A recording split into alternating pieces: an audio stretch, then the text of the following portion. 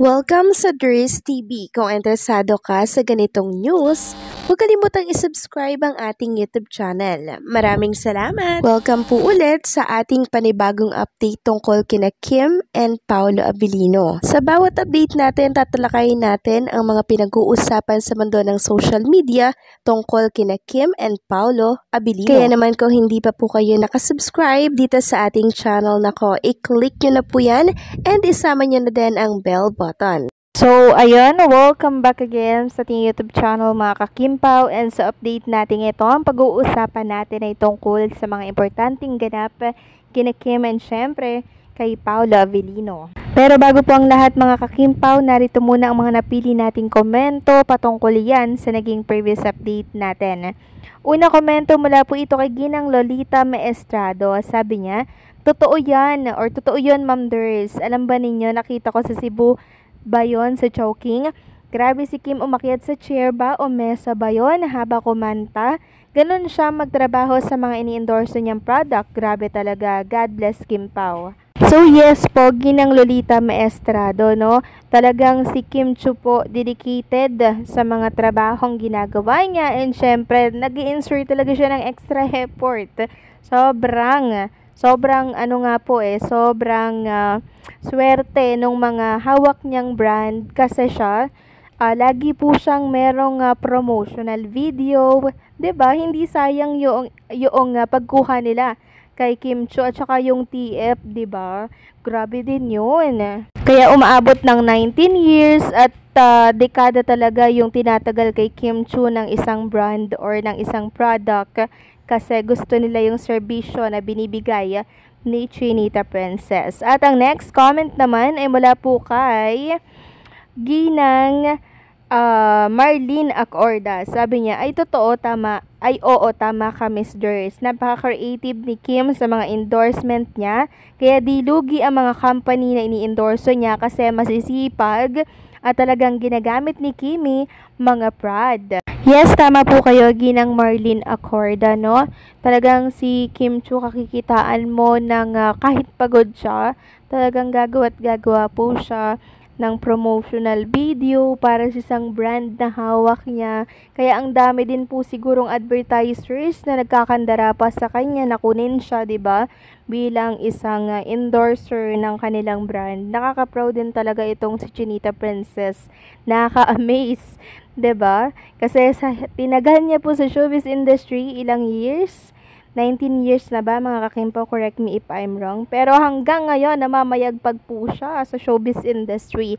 Isang patunay yan na si Kim Chiu po ay ni minsan hindi po nalaos. At alam niyo po ang secret mga kakimpaw, walang iba kundi ang pagiging mapagpakumbaba, down to earth, and syempre magiliw sa mga nakakasama niya at nakakatrabaho. At ang pangatlong komento naman ay mula po kay Ma'am Teresa Burka. Sabi niya, my gut feeling ko din yung Gawad Dangal Award ng Pilipino. May mali na katatlo na akong boto doon. Yung star kung ilan ulit akong bumoto, hindi lahat naka-record sa comment. Nawawala yung ibang star sign kung magkano ang ibinoto ko, pero yung iba nakalagay naman. Nagtataka ako, 100 star pa naman yung nasend ko. Hindi na record ang star sign ko. Paano yun makount kung magkano ang ibinoto ko? Hindi transparent sa lahat yung admin nila. Maraming salamat po sa komento, Ma'am Teresa Burka. No, naku, sayang po yung mga isinend po ninyo doon. Kasi may money involved mga kakimpaw eh. Pag may money involved, syempre medyo mag-iisip ka na dyan, 'di ba? Buti na lang meron pong mga Kimpaw page na talaga namang sinusuri po yung mga ganoon na talagang paandar ng ibang mga page din. So mabuti na lang mga kakimpaw at talaga naman pong nabuko, no, yung mga ganito po na gawain nila. So sana wag pong ginagamit si Kim and Paolo Abilino sa mga ganito po, no? Kasi masama po yan. By the way, mabuti na lang talaga at tayo ay na-inform, 'di ba, na warningan. So better luck next time. Wag tayo magtitiwala sa mga ganyan na may involved na pera. So maraming salamat po sa inyong mga komento, Ginang Teresa Burka, Ma'am Marlene Acorda, and syempre Lolita Maestrado. God bless and mabuhay po kayo. So So ngayon na nga, pag-usapan na po natin mga kakimpaw ang mga balita po na nakalap natin sa gabing ito. At unahin na nga nating pag-usapan ang tungkol po dito sa ginawa ni Kim and Paolo Avellino dyan sa Cebu. Para po yan sa Team Alibay na kung saan conjugal din nga po yung naging pakain nila dyan. Ayan po, nag-thank you kay Kim and Paolo Avellino sa paletsyon na ibinigay po ni Kim and Paolo kasi nga po malapit na po silang umuwi dito po sa Manila. So ilang araw na lang po babalik na po sila sa Manila mga kakimpaw. At eto nga po meron tayong nakitang picture ni Kim and Paolo Avellino. Naglalakad po sila together, si Kim naka-white, si Paolo naka-black. Ayan po mga kakimpaw. Sabay sila and you beside me always. At hindi lang yan mga kakimpaw, eto pa meron pa akong ipapakita sa inyo para lubusan na po ang inyong kasiyahan. So ito binahagi ni Kim Pao, my happy feel, credit sa post mo. Sabi niya, si Netch. Tapos nakapayong po na color pink dyan. Tapos yung lalaki naka-color black na pants. Tapos naka-color black po na t-shirt. And then, parang naka-white ata si Chinita Princess dyan. So, magkasukob sila sa payong mga kakimpaw. At tila baga ay gabi na to mga kakimpaw ha. Siguro galing sila sa taping or galing sila sa galaan kasi medyo gabi na eh.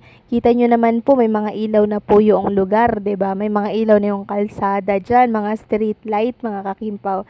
So, siguro ginabi sa pag-date. Ay, grabe din Itong si Kim and Paolo Avellino talaga mga kakimpaw. Lagi po silang magkasama kahit saan magpunta yung isa, andan din po yung isa. O, yan ba yung walang relasyon mga kakimpaw? Tapos sasabihin ng iba, friends lang daw, coworker lang daw, sus Mio Mari-Mari, ang mga ganyang galawan po pang mag-asawa na yan mga kakimpaw. Papunta pa lang sila. Papunta pa lang tayo. Pabalik na sila mga kakimpaw, What I mean is, hindi sila naniniwala, pero higit pa pala doon, diba? Higit pa pala doon ang relationship ni Kim and Paolo Avellino. So, napaka-sweet talaga nila Opka, mga kakimpaw. At mabuti na lang talaga, merong mga nakakakuha po ng mga ganitong galawan ni Kim and Paolo Avellino. Kahit pa paano, diba, napapasaya po tayo mga kakimpaw sa mga ganito kasimpleng ganap sa kanila. Kaya sana naman, diba, hindi po ito ipagkait ng mga, alam nyo na, 'di ba? Huwag yung namumulis kasi ito'y kasiyahan naman ng mga Kimpaw Nation natin. 'Di ba? Na talaga naman pong kilig na kilig at happy feel si Kim and Paolo Avellino. Kaya wala dapat namumulis sa mga ganito since hindi naman ito kasama sa eksena po ng The Alibay. Kaya okay lang 'yan. So, sana mga kakimpaw ay napasaya po kayo sa napakagandang ganap na naman na to ni Kim and Paolo Avellino na kung saan ay ginabi. Ginabi na naman sila. Ewan ko ba kung galing sa date yan or galing sa taping. So, ano comment nyo dito mga kakimpaw? Please comment down below.